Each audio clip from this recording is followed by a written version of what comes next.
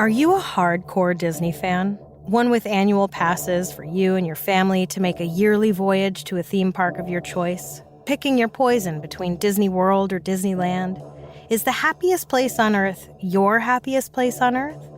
What if your happiest place on Earth was hiding some dark secrets? Welcome to Strange and Unexplained with me, Daisy Egan. I'm a writer and an actor who, if you've listened to this podcast before, it probably won't surprise you to hear, is not a huge Disney fanatic. I've lived in Los Angeles for the better part of 15 years, and I've only been to Disneyland a few times, and each time, someone else was paying. I grew up going to the amusement park at Coney Island in Brooklyn in the 1980s. I like my amusement parks dirty, gritty, a little sketchy, filled with late 80s summer hip-hop chart toppers, and drugs definitely being dealt in back alleys. Disneyland, with its squeaky clean, ultra-sanitized, giant-headed characters and barbershop quartets, is a truly bizarre concept to me. Any amusement park that doesn't have rigged coin toss games run by the Russian mafia just isn't for me. I like the idea that I may not survive my day at the amusement park. My idea of fun is the life-affirming feeling that I can face another day in the cold, hard world because I made it past the rickety rides run by toothless carnies, the shady bosses, and the seriously questionable deep-fried corn dogs. You know what I mean? So you can imagine my surprise when I found out that there are people who haven't survived their trips to a Disney theme park. Underneath the shiny sparkle are some dirty truths the people at Disney would just as soon have you forget. Also, side note before we begin, if you have listened to this show before, you're probably braced for me to talk about Walt Disney's alleged rampant anti-Semitism and racism. But for once, I'm going to keep this one apolitical. We'll focus on the parks here, not the man behind them, because that could take forever. That's my plan, anyway. But as we're about to learn, even the best-laid plans sometimes go haywire. Fingers crossed.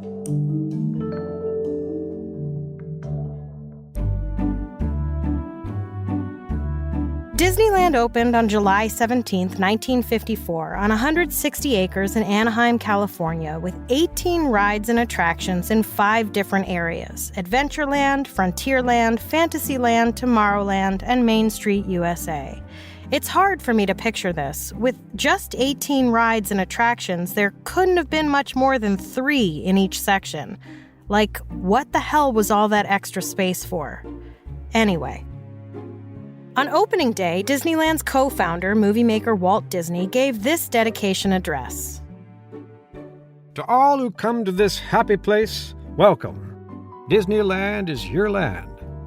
Here age relives fond memories of the past, and here youth may savor the challenge and promise of the future. Disneyland is dedicated to the ideals, the dreams, and the hard facts that have created America, with the hope that it will be a source of joy and inspiration to all the world. What? Listen, bro, I'm here for the giant turkey leg and Mr. Toad's Wild Ride. Spare me the part about the challenges of the future and the hard facts that have created America. Opening day was intended to be a smallish affair of fewer than 14,000 guests, a closed event for family, friends, and some members of the press. But by the time thousands of people entered the park either with forged tickets, and don't ask me how they knew in advance what a ticket to Disneyland would look like in order to forge one, or simply by hopping the fence, the head count was closer to 28,000. It was 101 degrees out, which even under the best circumstances would be not the most ideal weather to wander around in the relentless sun in the middle of the desert. But with the added hiccup of there being a plumber's strike, Disney apparently had to choose between offering his guests bathrooms that worked or water fountains. He chose toilets, which, probably the right move. It may be okay to piss on the side of a ride in Coney Island, but it's just not done at Disneyland. But people, as people are wont to do, were suspicious. Guests decided that the lack of drinking fountains was actually a conspiracy to get them to buy the Pepsi products on sale throughout the park, which is not an entirely unreasonable suspicion when you consider that one of the main goals of the park is to get you to part with as much of your hard-earned cash as possible. I mean, obviously that's not the stated goal, not like savoring the challenges of the future, but it's definitely implied. Frank Sinatra and Debbie Reynolds, who were both scheduled to perform, were delayed because of awful traffic on the brand new freeway. And if it wasn't enough that the guests were forced to choke down Pepsi and wait for their beloved old Blue Eyes, 3 of the 5 lands were forced to shut down just hours after the gates opened because of a gas leak. Despite a disastrous opening day, though, Disneyland was a runaway success, with more than 1 million people visiting in its first year.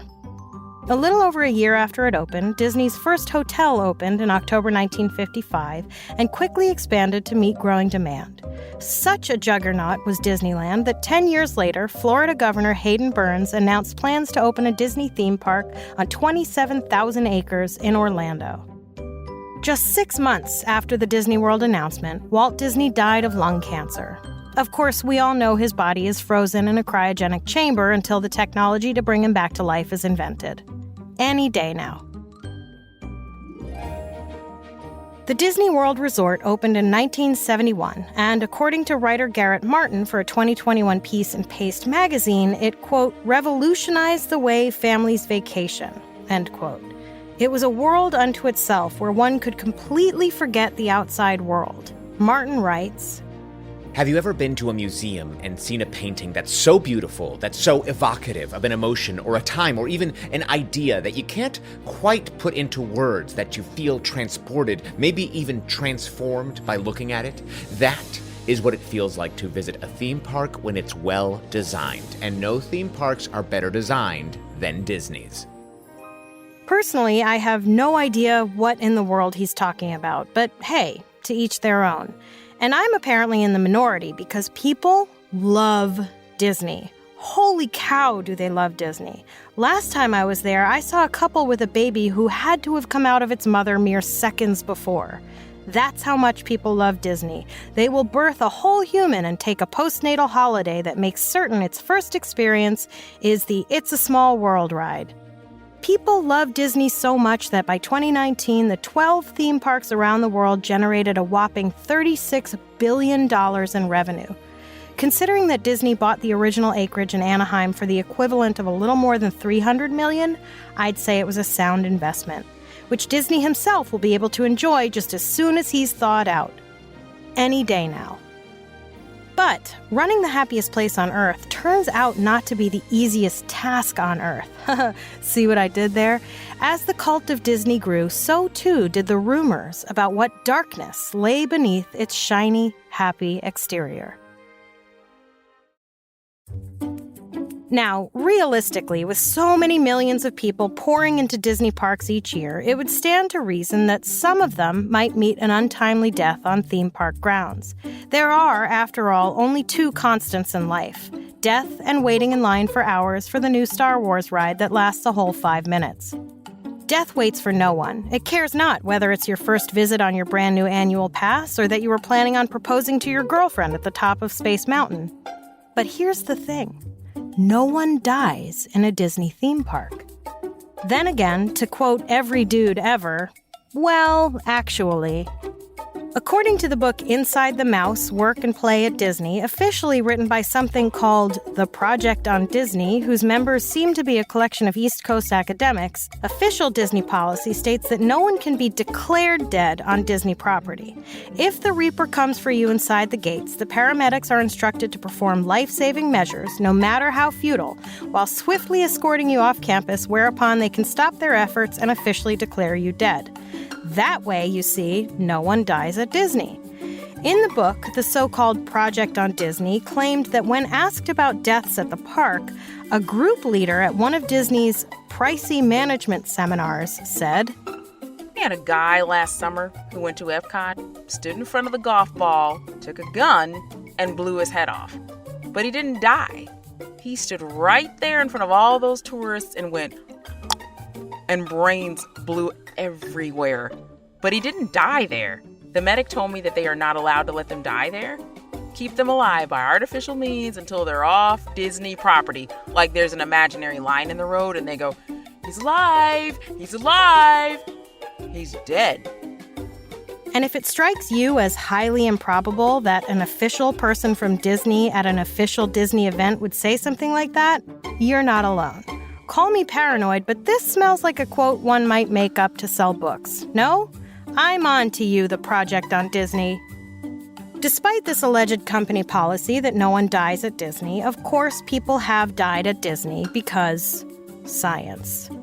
Though the official body count, which is somewhere around a couple dozen, is statistically incredibly low given the hordes that visit annually.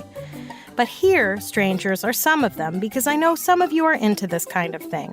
No kink shaming, but also like, if reveling in others' deaths is how you unwind, might I gently suggest therapy? Love you.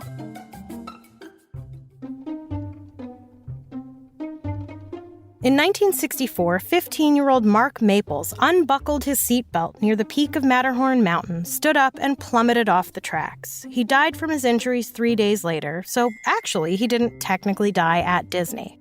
It's not tremendously surprising that a good portion of the deaths at Disney are of teenagers. Teenagers are, after all, wired to do stupid things because they have no sense of their own mortality, which is a helpful trait if you're trying to get them to move out of the house, but not so helpful when you think jumping off a high-speed ride is a good idea.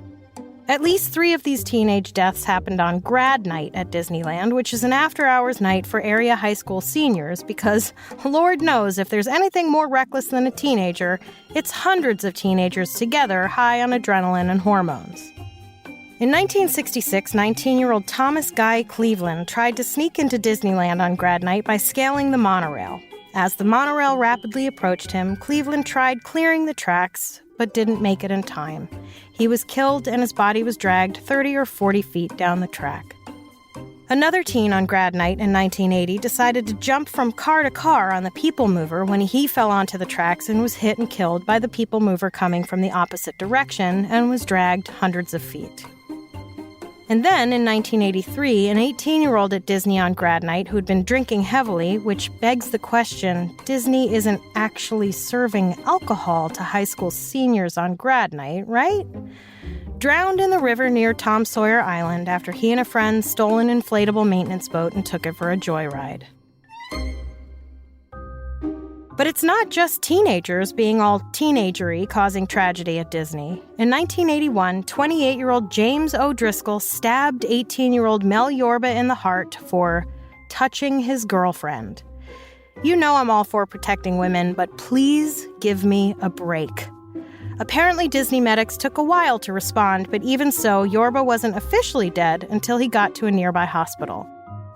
In September of 1992, 37-year-old Alan Ferris went to Epcot to stalk his ex-girlfriend and was approached by a security guard after illegally entering the park. Ferris took a 12-gauge shotgun out of his bag and shot at the security guard 3 times and then took 2 more employees hostage in a nearby bathroom. As far as I can tell, no one called the police. Incidentally, Disney has gotten flack over the years for not allowing emergency vehicles on campus, which makes sense from a PR standpoint. No one wants to be on the teacups with their toddler when a flock of ambulances come screaming through the park. But, you know, when there's a dude with a 12-gauge and 2 hostages, it seems like pretty much textbook time to call for backup, no? Ferris tried to taunt the security guards into killing him before he abruptly shot himself in the head and, conveniently for Disney, did not die until he was in the ambulance a safe distance from the sacred ground of Disney, where no one dies. It's easy to be lulled into a false sense of security when the majority of people dying at Disney, unofficially of course, are dying because of plain old bad choices, doing something careless on a ride, or being a dickhead with a gun or a knife. But people have, of course, also met their fate at Disney through no fault of their own because of good old-fashioned negligence. In 2003, an axle on Big Thunder Mountain broke, causing the cars to collide with each other, crushing 22-year-old Marcelo Torres to death. Big Thunder Mountain was my son's favorite ride when we took him to Disneyland for his 5th birthday, and he's lucky I didn't know about this back then because I never would have let him on it, which I know is insane given how one fatal accident on a roller coaster is nothing compared to literally every other danger he faces every day just existing in the world. Oh God, I need a nap. The most gruesome death, and that's your trigger warning, folks, was in 1974 when 18-year-old Gail Stone, who was working as a host on the America Sings attraction in order to save up money before starting college that fall, got crushed between two walls as the stage rotated on a turntable. It seems no one actually witnessed the accident itself, which is the only okay thing about this story.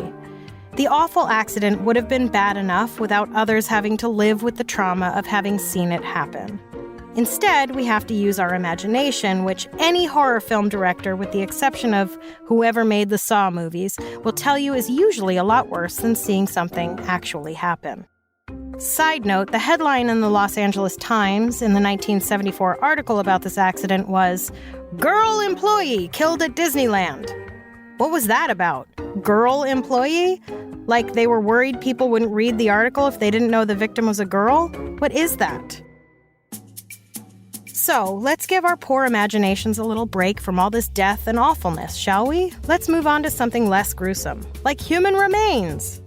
According to a 2018 article in the Wall Street Journal, about once a month, people come to a Disney park to spread their loved ones' ashes. The article claims, quote, "Human ashes have been spread in flower beds, on bushes, and on Magic Kingdom lawns, outside the park gates and during fireworks displays, on Pirates of the Caribbean, and in the moat underneath the flying elephants of the Dumbo ride. Most frequently of all, according to custodians and park workers, they've been dispersed throughout the Haunted Mansion, the 49-year-old attraction featuring an eerie old estate full of imaginary ghosts. The Haunted Mansion probably has so much human ashes in it that it's not even funny," said one Disneyland custodian, end quote.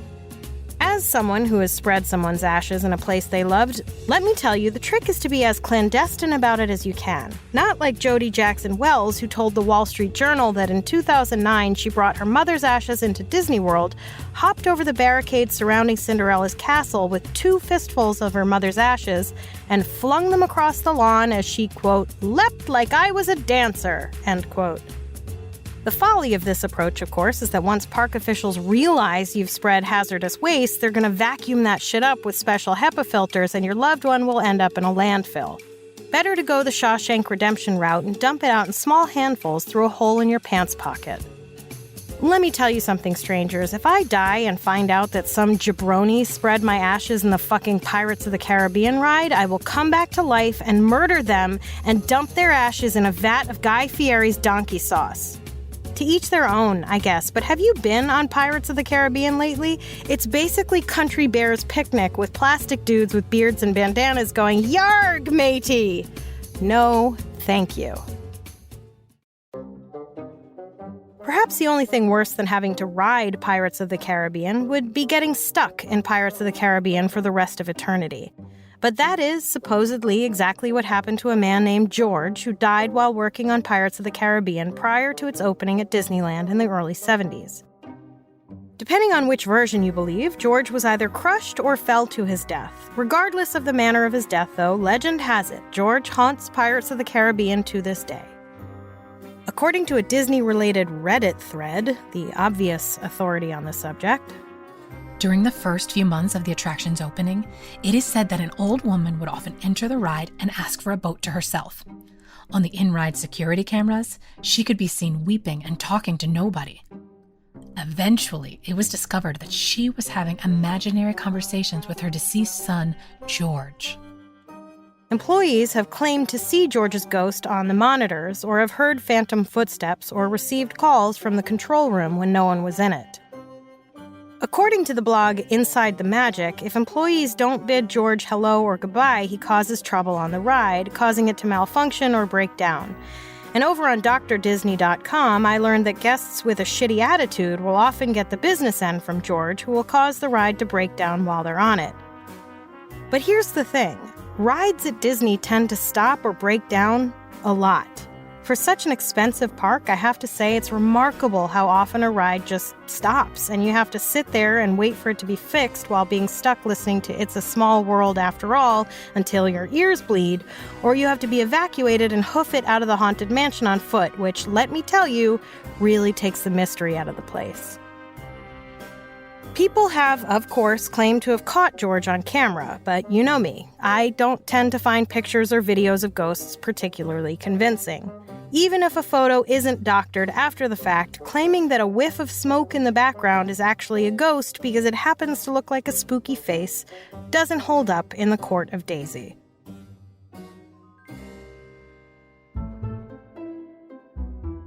There was also supposedly a ghost that haunted the Twilight Zone Tower of Terror, which has subsequently been rebranded as the Guardians of the Galaxy Tower in 2017. The ride is essentially a freight elevator that jerks its riders up and down an elevator shaft, stopping at 4 different platforms along the way with video displays of, at the time, Twilight Zone-themed scary stuff, which I assumed was like Ed Wynn trying to sell Death cheap trinkets in order to save a little girl from dying, or a hot young Robert Redford dying in a woman's basement, or a giant Agnes Moorehead battling tiny action figure-sized astronauts who landed on her roof in their UFO from Neener, Neener, Neener, Neener, the United States of America!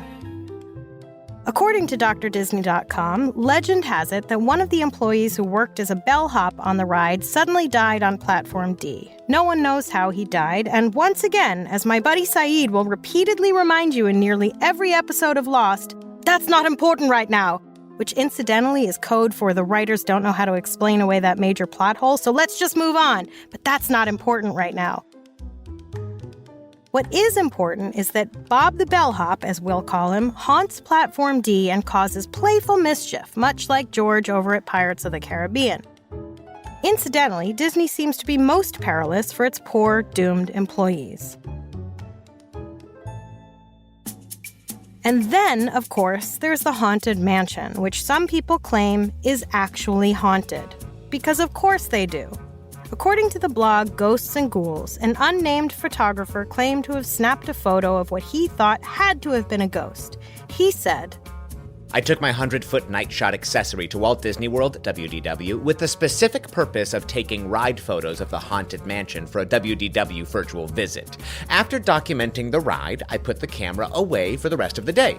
I went back to our place that evening and began to download the photos to my laptop. Lo and behold, one of the first shots of the attraction shows something that definitely was not there when I was on the ride. This photo was taken in the first hallway of the attraction, the one with the eye-following portraits. In the photo, it appears as though a child is peeking his head out of the doom buggy and looking directly at me. Not only was he not there when I took the pic, there wasn't a child of this age within 20 people in front of me in line, and as you can see, he's only a few doom buggies in front of me. Not only that, what's he doing looking at me? There is no flash and no visible light coming from me. It's all infrared and invisible to the naked eye. I think it's an incredibly spooky photo, and I have no idea where that kid came from. We'll post the photos on our socials so you can see for yourself, and let me know if you agree that if this camera was supposed to be able to take photos inside a dark ride, it was a defective camera, because you can definitely not see anything except this alleged child that wasn't there. If the point was to take pictures of the ride, that ain't it. Also, who knows how old that person is? I would imagine if someone took a picture of me in those conditions, I'd probably look like a 16-year-old boy. Hell, I look like a 16-year-old boy most of the time anyway. It's worth noting this unnamed photographer was hired by Disney to take photos of the ride. I'm no spin doctor, but I would say cooking up a story about a little ghost boy haunting the Haunted Mansion might help drive ticket sales. According to ghostsandghouls.com, lots of employees have reported seeing the ghost of a little boy running around the ride. I asked a friend who works at Disney, and she said she's never heard about a single ghost in any of the rides. She had, though, heard about plenty of sex happening in Disney employee dressing rooms, but that is, unfortunately, a story for a different podcast. Sorry, strangers. However, if intrigue and conspiracy are your thing, albeit not the sexual kind, there's that which surrounds Club 33 at Disneyland. The super exclusive dining club is hidden in a place in New Orleans Square where most guests would never know it's there. According to the Daily Mail, Club 33, tucked away at number 33 Royal Street in the New Orleans quarter of Disneyland, has fewer than 500 members, and you can only join if you know a guy who knows a guy, and even then has an average wait time of 14 years. According to DisneyVacationsClub.com, a site that resells people's Disney vacation packages, which is incidentally very against the rules for Club 33 members, but apparently happens anyway, it costs $25,000 to join and $10,000 a year to be a member. And with that, members get annual park passes, 50 single-day admission tickets, 5 private VIP tours a year, fast passes for every visit, as well as a bunch of other perks, including bragging rights. But what's with the extreme exclusivity? What's Disney trying to keep private from average Joes like me and I assume you? Incidentally, if you are a Club 33 member, DM me. Well, some people believe that Club 33 is a secret meeting place for Masons. Walt Disney may or may not have been a member of the Masons Youth Organization and/or a 33rd degree Mason, which may or may not be the highest degree Mason one can be. As discussed in the Secret Societies episode, the Masons are bizarrely private, so it's hard to get clear answers on how any of it works, why, and who belongs. But according to the author of DisneylandClub33.com, a website devoted to Club 33, another clue, perhaps the most significant in the entire club, is the design of this floor. Most cast members are not aware of the significance of this design, but there are those who will instantly recognize the historical and age-old meanings. I find the design of the floor to be quite Masonic in design, almost too perfect to be coincidental. the most significant clue is the design of the floor tiles? I'm no fanatic of Disney lore trying to connect an exclusive club inside an expensive theme park to a secret society, but if the floor tiles are your biggest clue, I'd say you're reaching pretty far, or in this case, stooping pretty low. Whatever its purpose, Disney himself died only months before the club was opened, so he never got to enjoy the fruits of that particular labor, neither the fine dining nor the super secret meetings. I got to eat at Club 33 once as a friend of a member on someone else's dime. It was fine. I actually don't remember the meal, which says a lot because food is my love language. I'm sure it was tasty, but not $10,000 a year tasty. I know a great taqueria in Los Angeles that makes a killer fish burrito for about $8. The only thing more mysterious than Disney fanatics are Disney fanatics with too much expendable income. Walt Disney himself, of course, is the original Disney fanatic, and it seems he hasn't been able to truly leave his beloved playground behind. It is said that Disney haunts his old apartment above the Main Street firehouse in Disneyland. The old ghost story goes that shortly after Disney died, someone came to clean the apartment and turned out all the lights when they had finished. But when they got back down to the street, one lamp in the apartment was back on. Supposedly, she had to keep going back to turn the lamp off until finally she claimed to hear a voice say, "Don't forget, I'm still here." And now a light is always kept on in Disney's old apartment on Main Street just in case. If Walt Disney's ghost really haunted Disneyland today, would he even recognize it? What would he think about what he saw? Merch shops lining the streets, 3-star restaurants, gourmet coffee bars, endless lines of people waiting for rides sporting Mickey emblazoned t-shirts and sparkling mini ears, Captain America, Thor, Darth Vader, Yoda, Rey, Woody, Buzz Lightyear, Nemo, Monsters, Inc. The list goes on and on and on. While Walt Disney's Disneyland bore a squeaky clean resemblance to its Coney Island cousin, the Disney of today is unrecognizable as such. It looks more like a fun-themed airport, an outdoor shopping mall with rides. Anyway, the point is moot because you and I, stranger, know that Disney's ghost couldn't possibly be haunting anything because he isn't dead. He is cryogenically frozen in a chamber somewhere waiting for the technology to be invented to thaw him out so he can finally visit Disney World in Club 33 for the first time and browse through Disney Plus, probably thinking vaguely to himself, maybe this brand has gotten big enough? Any day now, strangers. Any day now.